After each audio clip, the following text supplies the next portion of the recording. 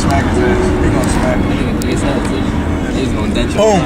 He don't even care if I hit his head. He didn't want to die. He's back. Double quarter, man. Hey, nigga, white.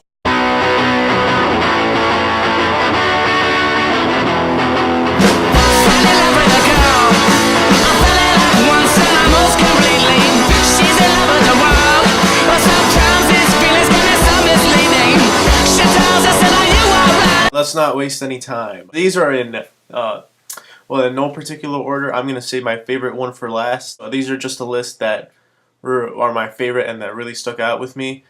First one being Star Trek, which was one of the first summer movies of 2009. It was really great. What was his name? J.J. Abrams did with the material, being like loyal to the fans, and it was a good introduction for new kids who were getting into Star Trek. Like me, I've never seen an episode of Star Trek before, but it was really enjoyable. Much better than any of the George Lucas Star Wars prequels, which J.J. Abrams should have directed those, because Star Trek was pretty cool. Thirst by Park Chan-wook. I saw this in Chicago. Shout out to Capone from Ain't It Cool News. It's a vampire movie, very artsy, very gory, very, very intense vampire movie. It's kind of disturbing. Very well acted. It's a premise that I've not seen in a vampire movie before. It was a priest that became a vampire. It is very interesting, and you guys should see it.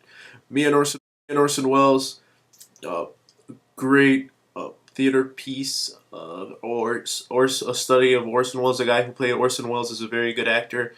It's great to see how Orson Welles might have been during his early years when he was a theater director. I have Bad Lieutenant, Port of Calls, New Orleans with Nicolas Cage. This is a great one. If you like Nicolas Cage just going off in an extremely weird performance, this is a great one to see. He's a lieutenant in New Orleans during the floods, and he's like all methed up, literally crystal meth. Yeah, and he's trying to the art style, the cinematography in this is great. It is intense. It is a cult classic that I've seen. Black Dynamite, a study of blaxploitation 70s movies. It's a great one. Black Dynamite is incredible in this. It is funny. It's one of the funniest movies I've seen in a while. Definitely recommend Black Dynamite.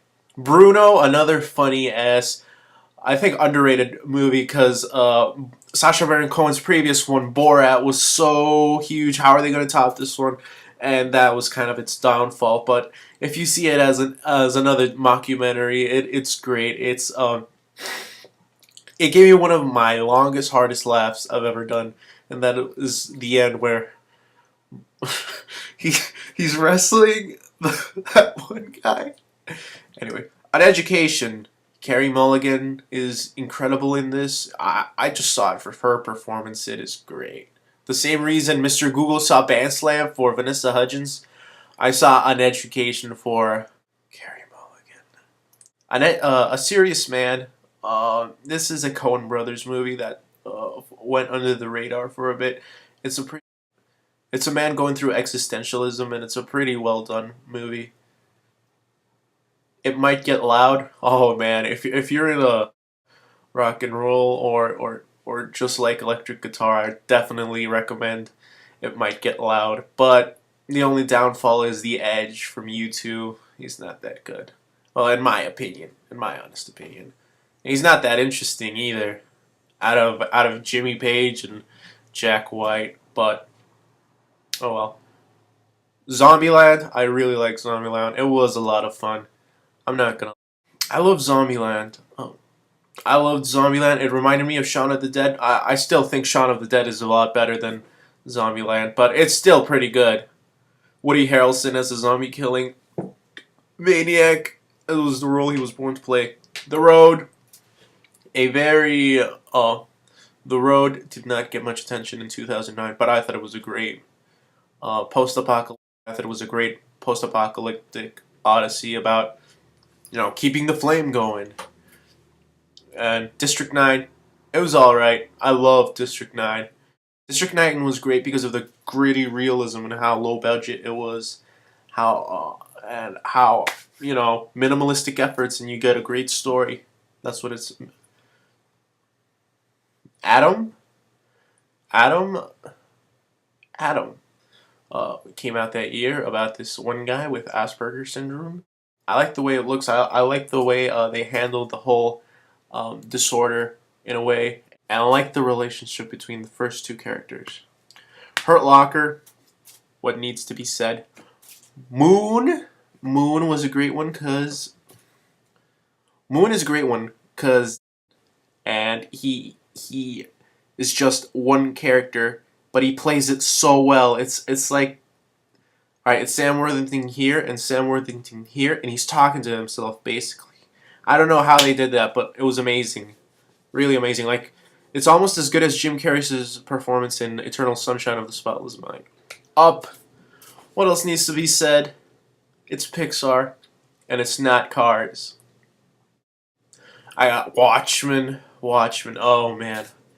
I know a lot of people did not like Watchmen, but I really liked Watchmen because it got me into the comic book. Alright, I saw the movie, then I read the comic, then I saw the movie, and I was like, whoa, that is a great movie. Just the characters, the superheroes that are very complex and integrated in how they represent all aspects of, humans.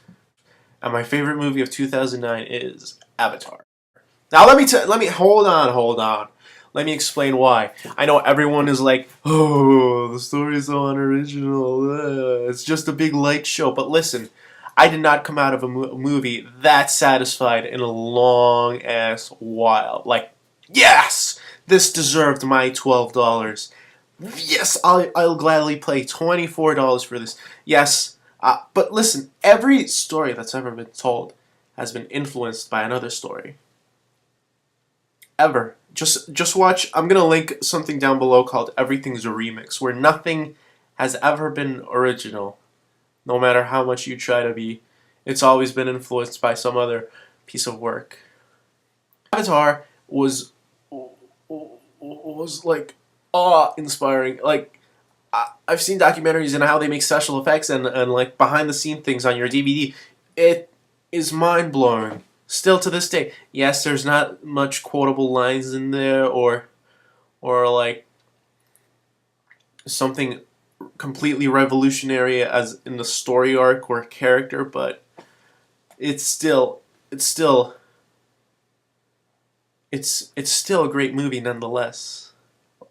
Of 2009. I'm gonna do this for each year. The most disturbing film of 2009, in my opinion, is Antichrist by Lars von Trier.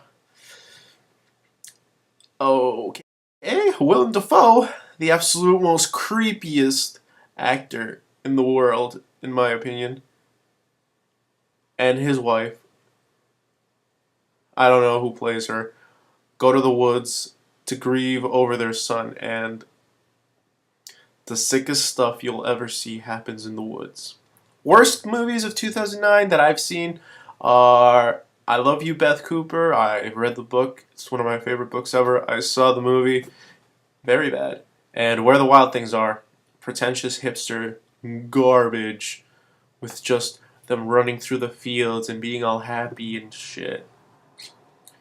There is no memorable characters. I like the voice acting, I'll admit, but anything besides that is very bad, in my opinion. There's nothing I got from it. So, I'll see you later, guys. Stay tuned for the next guy that does the yearly film project. And I'll see you in 2 weeks for 2008.